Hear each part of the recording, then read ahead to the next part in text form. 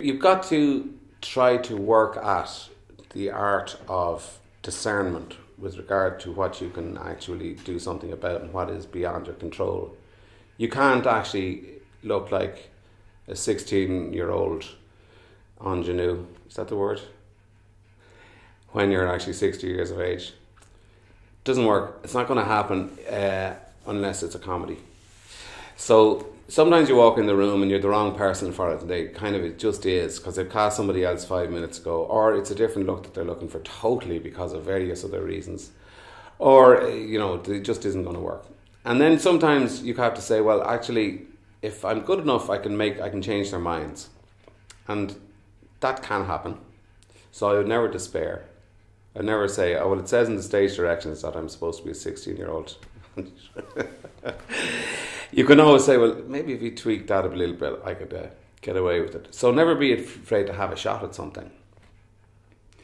When you go in, though, you should be prepared. There's no excuse, unless you don't actually get the sides until you kind of walk in the room.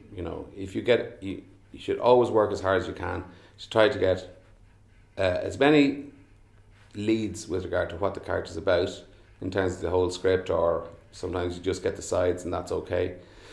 And then you learn your lines. You have to, if you get half a chance at all, you have to dedicate yourself to that completely. Learn your lines going in. If you are going to undermine yourself by not knowing the lines, learn the lines. If they, sometimes as they do, don't give you the lines to learn, don't kill yourself for looking at the sheet. It comes down to discernment about what things you can do something about and things you can't. So be prepared as much as you can. If you didn't prepare enough, you're right to give yourself a bit of a hiding on the way home if you didn't get the job. But if you did prepare and you gave it a really good shot, and it would have been a great version of that character, it just might not be in that film, So that's what you're doing. In a way, you're helping the guy by allowing him to see that that's not the direction he wants to go. So that's what you got to do with auditions. Just really hammer them as hard as you can. A lot of them have been kind of decided already. A lot of them are waiting to be decided, and you can really change their minds. And then they're everything in between, and you can get lucky or not. But don't give yourself too hard a time about stuff you can't. Don't give yourself a hard time at all about stuff you can't help. Don't always insist that it was your fault or that you weren't up to the business of it. Most of the time, if you are prepared, you can give a good reading and then you can give a less good reading. That really won't be the critical issue. It's always very frustrating when you walked out and you haven't given your best reading of it. But if you're prepared, you're in the zone and you have a chance, they will tease you out a little bit more.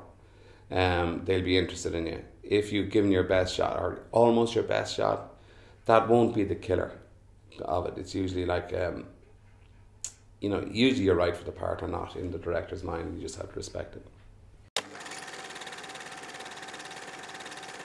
I think it's a bit like being a director, really. I think a director should always be prepared and have a shot list and know what he wants to do on the day. But if something comes in that alters that perspective, and it's better to shoot it a different way, be prepared to change his mind. And it'd be similar to an actor going into an audition. You try to get your lines under control if you can, if you have the time. Try and get your lines under control so that you could almost say them automatically without any feeling at all. Just try and use them as rhythms. It's very difficult to do it in a small amount of time, but in as much as you can, get mastery of the syllables even, the technical aspect of speaking that sentence.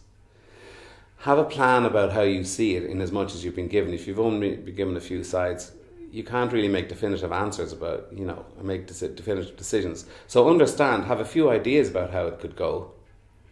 Learn what you can from the scene out of it. Kind of plug away at the scene and see what the implications are. Read the whole scene out loud to, onto a recorder or something. Play it back and see if stuff comes to mind. So I would always have a plan about how I see it from what the evidence I've been given. But be prepared that if the guy says, we're thinking more that he's just, much quieter than that, or we're thinking more that actually it doesn't mean that much to him. And be prepared to jettison your preconditions, or your preconceptions, I should say, So be prepared, and then be prepared to ignore all that. try to get a thing with a bit of sympathetic light. It is important in the cinema, and people now are doing it. They're doing it all the time. So your competitors for the part will be trying to light themselves as well as possible. So you owe it to yourself to try to light yourself as well as possible, and not just hammer out, some blotchy, horrible looking version of yourself, and say, well, I'll have makeup on. It doesn't work like that. You have to convince the people that you have something to give them rather than they have something to give you. That's the thing. You're trying to convince them that you have something to give them. Yeah, it's always a question of like, well, how can you portray life if you have never experienced it? It is, every actor will live anyway. They all have lives. Life happens whether you're an actor or not. And even if you don't look outside of acting, life is still happening. So there's a certain element of your own experience which is going to be there one way or the other, no matter what you do. I would definitely say that anything you do in life can be used as an experience that could be used for enriching a part or for informing a part. So in other words, even if I was 8:34 before I went full time, anything I did in the meantime up to the time I was 34 all counted when I started looking about how I would tackle a part, all of that. So anything you do, any experience is training for acting, particularly if you're observant and particularly if you listen. I would say, yes, it's good to have other jobs around. I definitely would do. It's probably a necessity anyway in the early years, but definitely do them, even if think about if something is the drudgery of a job that is utterly repetitive and non-inspirational.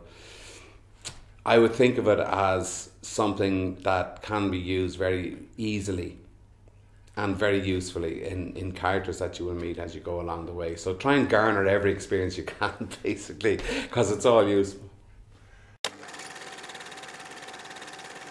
Different processes have to be respected. It's as simple as that. Like, some of it can be taken, and we're very quick in this country, I think, particularly to jump on something as you assume it's an affectation, or like, look at the guy doing his press ups over in the corner, isn't it hilarious, and all this, and undermine it. And sometimes it might be an affectation, but a lot of the time people just need to do different things in order to get into the place they need to be in.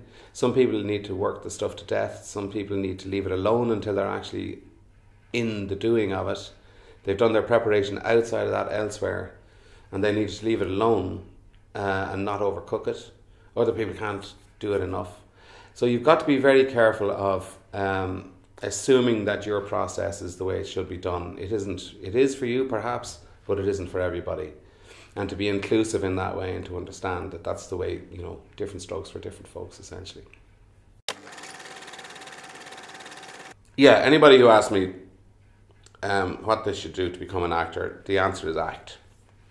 To facilitate that, you're going to need other people. You can do a certain amount of it by taping yourself, putting yourself on camera, doing certain things. But the idea of trying to set up networks of people, not just fellow actors, but people who could, direct, people who can write. Try and go out and find people. Put pins up on doors or whatever, Facebook or whatever it is that you have. It's quite easy to do it now, I think, through Facebook and stuff like that, where you can meet people of like mind and start reading maybe bits of stuff that they've written. And try and form relationships whereby you try and get some work done. The optimum thing is to work and continue to work as often and in as varied ways as you can. And the best way to do that at the beginning is to not aim at trying to get the break for the big one. Go and learn your craft by working with people along with you, and make mistakes if necessary. Try and do the best you can on the next one, not to repeat those mistakes and then make other ones. And try and learn bit by bit, so that as you go through it, and even as you go through your career, you build up networks of people whereby you can go and do something in the off season. If something is not working for you, if you're out of work for a while, you know that some other guys that say, look, okay, let's throw something together really quickly. Even if it never goes anywhere, just to keep your hand in, and you never know what might come out of it, So that's, I would encourage that kind of networking as against the common wisdom, which is to be going around to parties and saying hello and would you mind reading my script, which I don't really think gets you very far, to be honest.